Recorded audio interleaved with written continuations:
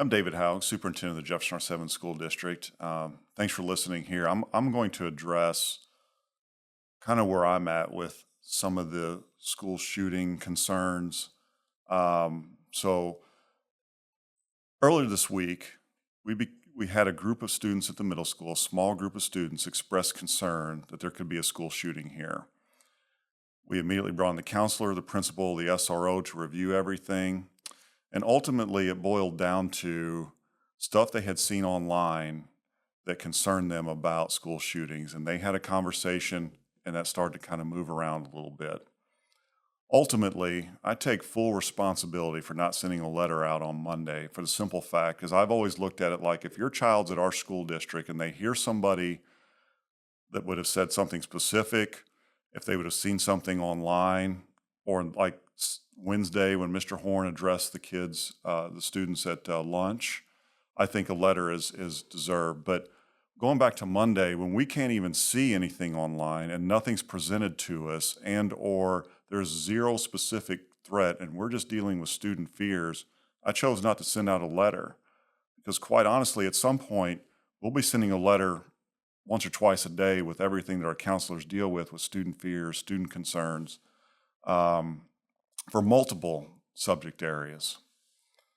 So I want to get that out there in the open. If you're getting a letter from us, something your child would have seen at school or possibly online that we have tangible, almost like physical evidence of, we're sending something out. Sending the letter out last night, we did have a couple patrons help us today, maybe better understand of what's going on online. So in your children's social media accounts, there are after-school shootings. I'll just call it clickbait. They are getting pounded with messages, click here to see if your school's next.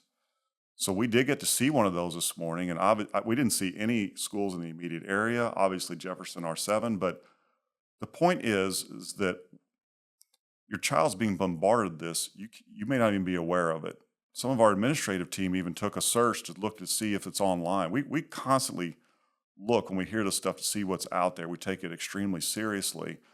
But at some point, we have to make a decision, and it's on me, whether we send it out, notify the community. And in this week, I just didn't think it was valid based over social media concerns.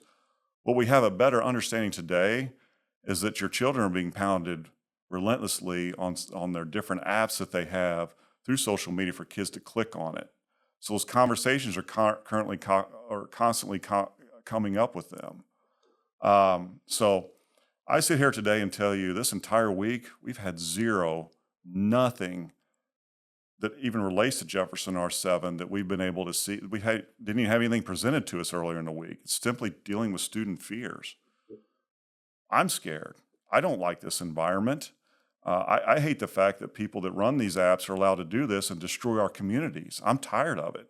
And quite honestly, as a parent, my wife and I have chosen to work with our kids on social media. They don't hardly have any apps. We don't live in a world at home where I even get to see this stuff. We just don't do it. I'm not judging, but for those that live in that world and their children have access to that, be mindful of what they're seeing that you're not aware of. I'm just looking out for our kids. I will always do everything I can to take care of our community. I've been here a long time. I'm proud to be here. I'd like to say I'm exhausted. I'm just tired of other people destroying our communities. That's what I'm tired of, and that's what these people are doing on our social media apps. I just want to share that message with you today. We are always vigilant. If there was any hint of any concern, not only would you let you know, we'd be taking immediate and firm action. Every time that something like this pops up, we immediately involve different people to look at it. We want and I'm talking about our administrative team, whether it be other principals come in. We include our SRO, Mr. Nanny. We take hard looks at it to see where we're at. And ultimately, I sat there in my office late Monday afternoon and said, there is absolutely nothing here other than addressing kids' fears. Those parents were contacted. The kids were spoken to. It was vetted through. I'm sorry we live in this day and age. I hate it for our kids, but that's where we are. I'm not asking you to agree with me. I am not. But if you get a letter from us, that means something tangible somewhere was seen. If you don't, there's just nothing there.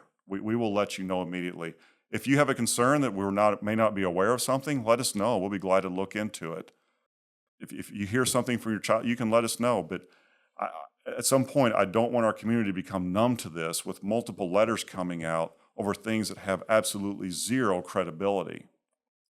Thank you for your time. I love this district. I love being around our kids, and I love our staff.